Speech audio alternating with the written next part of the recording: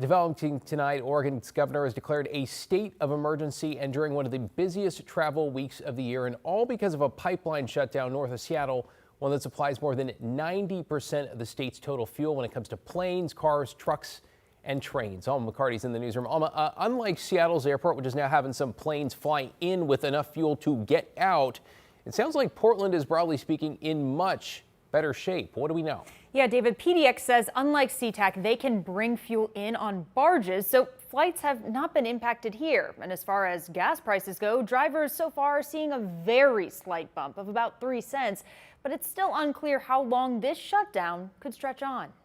Response crews are working 24/7 to try to figure out where the leak is. They have dug up about 200 feet of pipeline to try to do this. But after several days of work near Everett, Washington, the 400-mile Olympic pipeline remains shut down as of Monday night.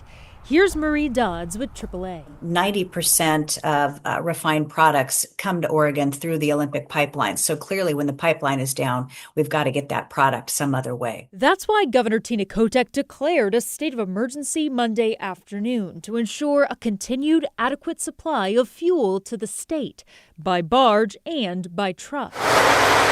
Although, for the time being, Oregon isn't experiencing supply constraints. At the pump, drivers may not have even noticed a slight uptick in cost. So far, the impacts on pricing have been minimal. The Oregon average has gone up about 3.5 cents since the outage occurred. Compare that, Dodd says, to just a couple months back when gas prices shot up 32 cents due to a prior Olympic pipeline disruption.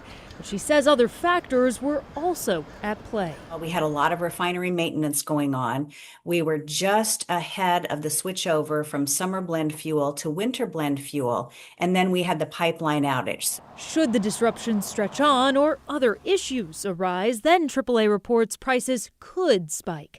But right now, Dodd says, don't panic. But if you've got, 7/8 of a tank, you don't need to rush to your neighborhood gas station and fill up because we are not going to run out of product. And that includes jet fuel. While airlines out of SeaTac have been warning passengers about schedule changes in the week ahead, the Port of Portland tells us flights out of PDX aren't currently impacted by the disruption, and that airlines can barge in jet fuel for aircraft operating here. And 1 week ago, Oregon's average gas price was $3.78. Right now, it's a little more than $3.81 per gallon. No word yet on a timeline for restoring service to that pipeline. David? And that timeline, of course, the big wild card. Thank you, Alma.